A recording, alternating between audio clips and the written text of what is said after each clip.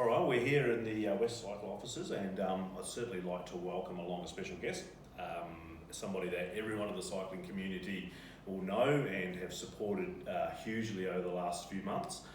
Sitting here with Sabine. Welcome along to our West Cycle offices. Thank you very much for having me. That's great to have you along. Now, reason that we wanted to sit down and have a bit of a chat today, obviously you've just been involved in what is actually ultimately known as the biggest bicycle race in the world, so to speak. You competed in RAAM, which is the Ride Across America. Can you take us through what actual RAAM is as an event, and then we can maybe talk through some of the earlier stuff around your training, etc. But RAAM, tell us about it. It's pretty tough. Yeah. So the race itself has been running for the last 35 years, and it's for good reason known as the hardest race in the world. And the reason is that you're crossing not only 12 states, but nothing is flat. So you're going across the Rocky Mountains and the Appalachians, and you have to deal with high altitudes. You have to deal with deserts, and I remember one stage we started at 50-degree heat and we finished at 55-degree heat. So there's a lot that comes to it, but the biggest issue with the race across America is that you only have 12 days, which means that you can't afford to sleep unless you're really fast. But if you go too fast, you have no chance at all at making it through. So yeah, altogether, there's a lot of planning that goes into a race like RAAM, Sure. just because of all the factors that are working against you. Yeah, look, as I said, I wanted to chat through the training and everything, but so RAAM itself, so as you alluded to, 1982 was the first year that they started that event. So in general, it's over 5,000 kilometres in distance, 50, I think you said 52, I was going to say 50,000 metres of climbing, 52,000 metres of climbing, 12 days. So what gave you the inspiration to actually want to go and do that? Because it's a solo event for you specifically. You mentioned earlier that you're the only Australian solo rider out of 8 females. What was the motivation for you to even think about doing that? Well, I qualified for it. Absolutely. It's a good starter.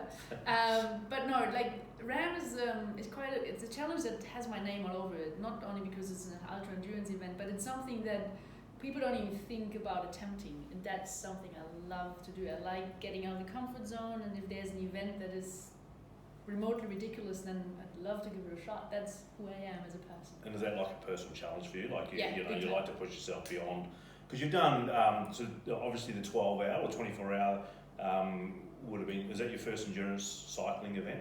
The 24 hours. Yeah. I've done a few of those. Yeah. Which I kind of feel a little bit ashamed to say, because even though I've done plenty of 24-hour races, in the world of ultra-endurance racing, that means nothing. Right. A 24-hour race is nothing. Yeah, can't even get you in the zone for understanding of that. So if there's other people out there crazy enough like yourself to want to give RAAM a crack, would you have any advice? What would be the first thing that you would say to the crew? I would definitely say yes, but I would be open for plenty of advice. Like there's so much advice to be given, Sure. but also just to take care of yourself out there and don't go to the brink of dying, which is not so unlikely. No, not for it. Yeah. So we're moving into this weekend, the Element Series, first weekend out at Gidgegannup. It's our race one of the 3-race series, and we're lucky enough to have you come along and do the distance A in the Grand Fondo. So Gidgegannup, it's got a lot to offer out there. It's a beautiful little part of the world. Rolling, QOM, KOM option out there for competitors. You looking forward to that? Yeah, definitely. I actually love the hills. I'm not a natural climber, but I love the hills. So I'm actually quite excited about it, because I believe there's a decent amount of climbing involved. There is. But also nice downhills, not to forget. Yep. And there's a bakery, I think, at the end of the straight. I know that one very well. Absolutely, yeah. The Gidgee Bakery is very popular for a lot of cyclists. Yeah. Actually, the actual course that we're running is 42 Ks.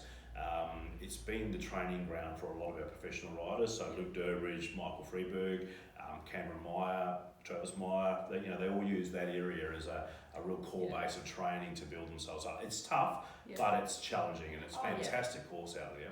Oh no, I fully agree. I mean, that's beautiful scenery, and also I can see why they use it as a training ground, and just to try it out once and just ride the same roads that these guys have been training on is fantastic. It's a good opportunity. And Facebook post that I noticed last night that there's an event within an event to come along and ride the Pondo with Sabine. Oh, yeah. So we want to get as many people along to that and get some support to for you to obviously offer support to riders who are pretty new to the sport. Well, I haven't done a Grand Fondo for a long time, and I certainly need some friends out there. Yeah, absolutely. Well, come on, guys. Registrations are closing in a couple of days, so we look forward to seeing everyone out on the line. Race towards that bakery. And I do know they're expecting a pretty good turnout out there. So, yes. look, thanks a lot for coming in, Sabine. worries. It's really great to get an insight into RAAM and what that was all about for you. And we look forward to seeing you on the line Sunday. Thank you very much for having me. Great.